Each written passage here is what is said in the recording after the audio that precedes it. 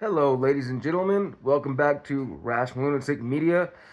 Today we have a Connecticut budget official who has been charged with extortion and bribery. Coming up next. Before we get started, though, punch that like button, kick that subscribe button, flick that ding notification bell so you can stay up to date on all my latest content. With that being said, if you're on TikTok and this video goes a little too long, jump over to YouTube.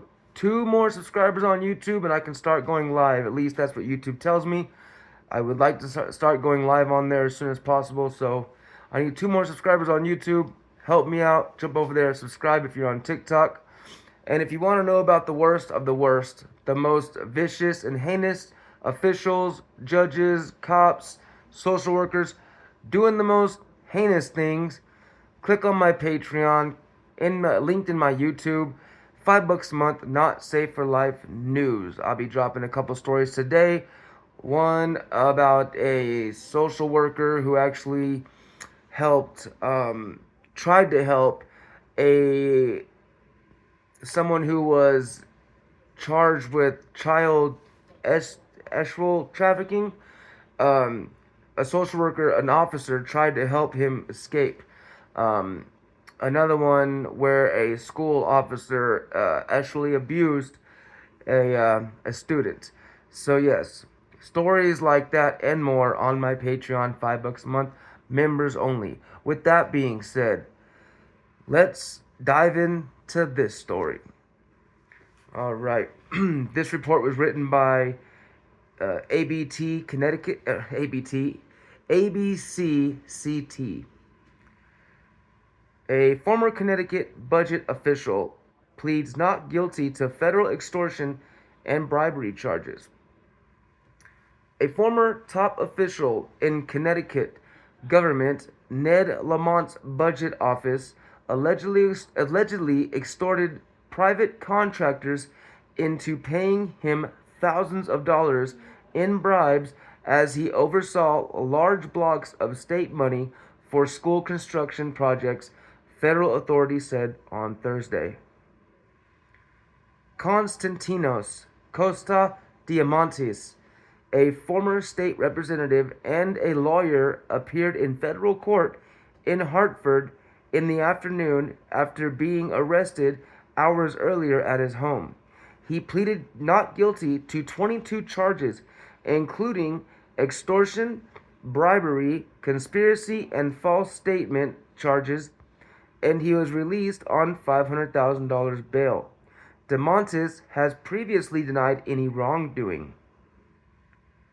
So we're going to get into it, but basically, this gentleman, he was in charge of giving people contracts, so the schools get grants that they can then use that money to build, buildings or build more schools, whatnot. As hopefully that's self-explanatory. So he was extorting these companies, basically saying they had to let him know they'd give him some money, some of the grant money, if he gave them the contract. So yeah, that's basically what we're talking about here. But let's continue as we get into it further. U.S. Attorney Vanessa Roberts Avery and officials with the FBI and IRS allege DeMontis used his position as director of the state's Office of School Construction Grants and Review to demand and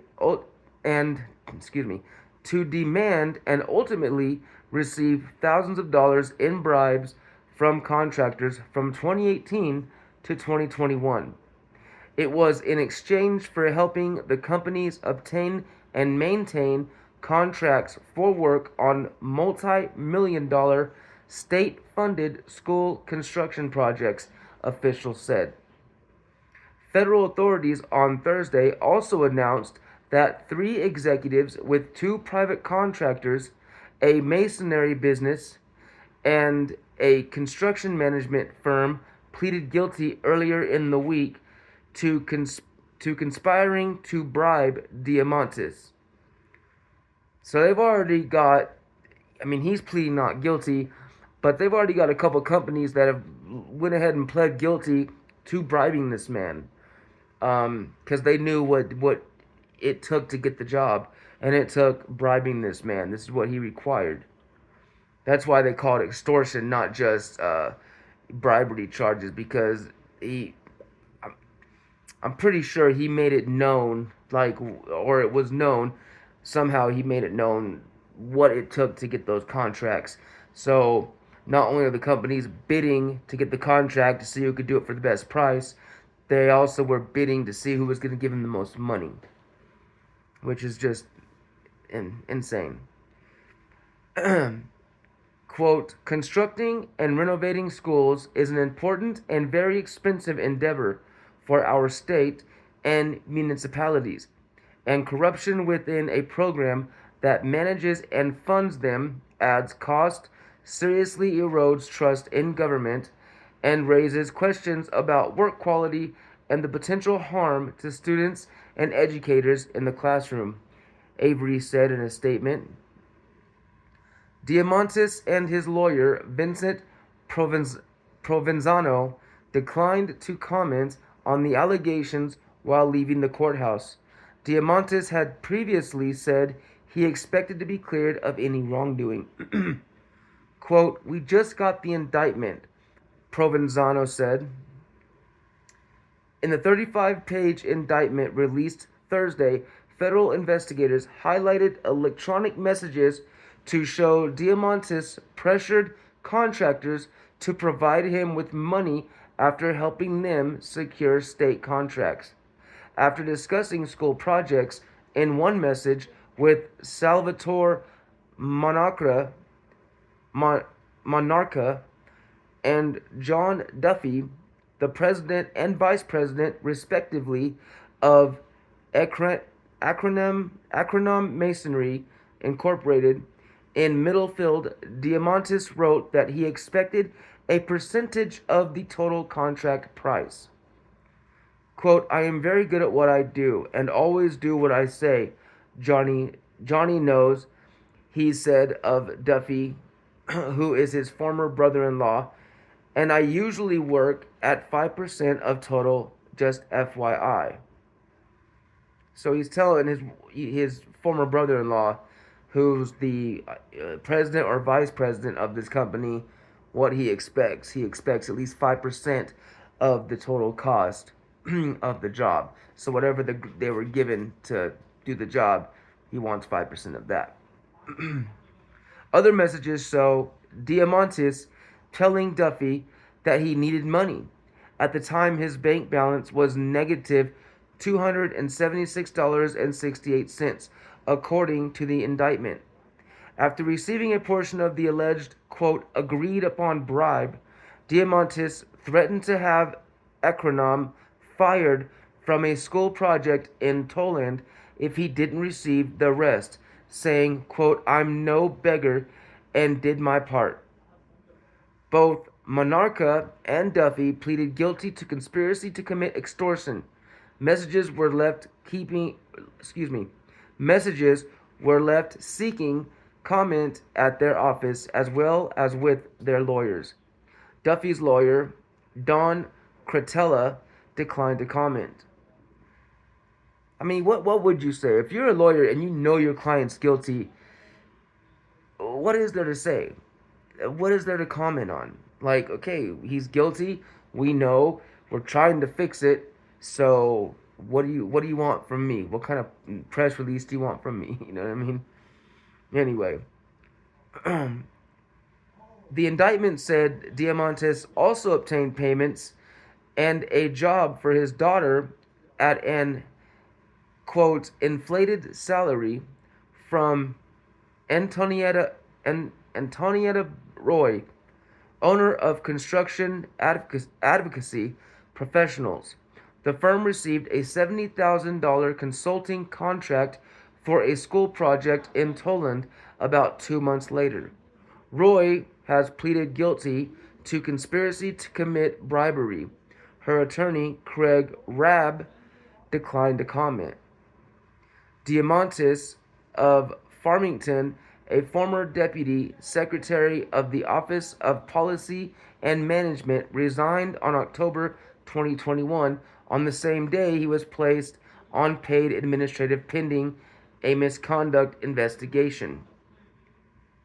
So after he resigned, he was placed on paid administrative leave? Jesus. According to a letter from the state's personnel office. Lamont's office issued a statement saying the governor took steps in 2021 to remove Diamantis from his government jobs when, quote, allegations of ethical improprieties surfaced. Lamont, a Democrat, also ordered an independent review of the school construction grant program, and several reforms were made. The governor has been clear that he has zero tolerance for malfeasance and corruption in government, the statement said. In March 2022, state officials received a federal grand jury subpoena seeking electronic communications dating to January 1st of 2018 involving Diamantis and the, quote, planning, bidding, awarding, and implementation of school construction projects, upgrades at the State Pier in New London, and hazardous materials abatement projects. Oversight of school construction grants was originally handled by the Department of Administrative Services before moving to the Office of Policy and Management when Diamantis moved from one agency to the next.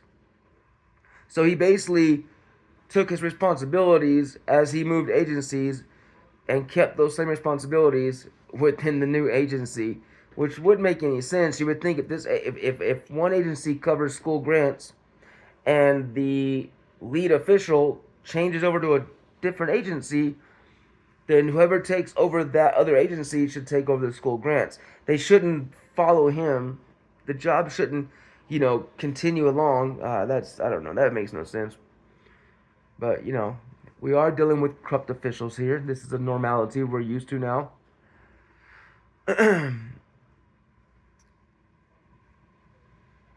It's now handled by the Department of Administrative Services again. So now that he has been let go of his duties, now those, the school grant duties have been moved back to the original agency.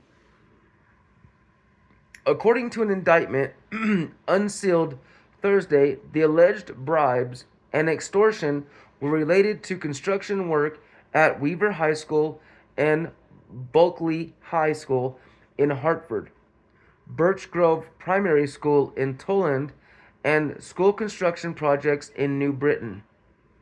This is all Connecticut. If you go to any of these schools, or have kids that go to those schools. Diamantis also is accused of making multiple false statements to FBI investigators, compromising the bulk of the charges. Diamantis, a state representative for parts of Bristol from 1993 to 2005, submitted his retirement paperwork when he resigned.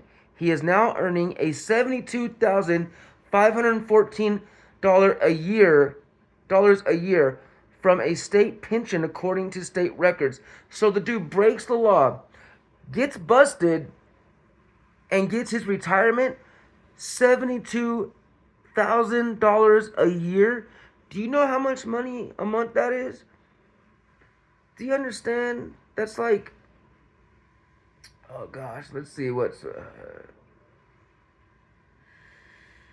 that's like $9,000 a month, $9,500. It's somewhere between $8,000 and $10,000 a month is what he's pulling in, sitting on his butt after breaking the law. That's what you get. It's real good, kids, to get into government, because the perks you get for working for the government doesn't matter. I mean, you could probably go to prison, get out, and still retire and get your pension. That should be something that's taken away. If that should be within the clause of your contract. If you break the law while you're working for government because you're supposed to be held to a higher standard, if you're, working for the people and you break the law, you shouldn't be eligible for your retirement or your pension. You shouldn't. You should be eligible for, like everybody else, for your Social Security, for the basic necessities, so you can survive. But you shouldn't be eligible to live in that nice mansion anymore, and keep just raking in cash if you've been stealing from people. Like, he was obviously making probably more than this when he was working, and he was extorting these companies and making them pay more money. And then it said in part of the statement, what, his bank account was negative $278. What do you learn to budget, bro? Like, I mean, God, man, I don't know, man. Like, one day I hope to make at least that much money, and I would hope, I would pray that I could be a little more, efficient with a paycheck like that, and not put myself in debt to where I'm, under. I would hope that I could, still enjoy a nice place, a nice vehicle, all the amenities I need, vacations, and still have money left over, making that much every year. But that's just me. That's just what I think. Let me know what you think in the comments. I'd love to hear your opinion on this. Do you think that he should be entitled to his pension, to his retirement? Like, Jesus. Yeah, that's the end of the story. Well, if you made it to the end with me. Thank you so much for being here. I really do appreciate each and every one of you. I hope everybody's having a wonderful day. Stay tuned for the next one. We are in Connecticut now. Like, what I mean by that is, as a lot of my original followers probably know, I go alphabetical order from, A to Z within the United States. And I find the most corrupt news in each state, and then as I get to the bottom, I start back over. So now we're in Connecticut. We do have a few stories. It's going to take a couple of days to get those out, as well as the Patreon stories. There's 2 or 3 of those. It's going to take a day or two to get those ones out.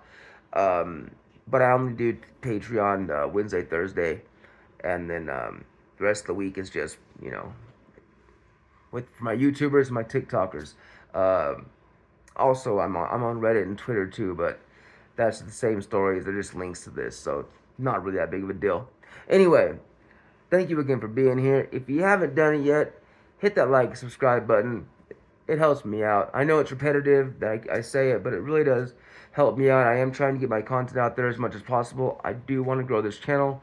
My main goal is to eventually make this a full-time thing, to where I can actually get some editing done, start putting pictures up and the stories up as I read along, so you can read along with me, so you can see who I'm talking about. But right now, we are still pretty new, so I'm just trying to get all the kinks worked out, get my reading a little bit better, my intro, my outro a little better, and then once I start really seeing some progress in this, to where, I see where it can be profitable eventually, and I can turn this into something lucrative, hopefully one day, then I will hopefully be able to hire an editor, or at least learn basic editing on my own. Right now, this is what you get. I hope it's enough for now. I really do appreciate y'all. Thanks again for being here. You guys, it's still summertime. I think we're at the end of summer. I don't think it's quite over, but it's still warm outside. So get out there, get some sun, have some fun. And as we always say, y'all, until the next one, stay wild, stay free. Nope. Stay healthy, stay free, and stay wild, y'all.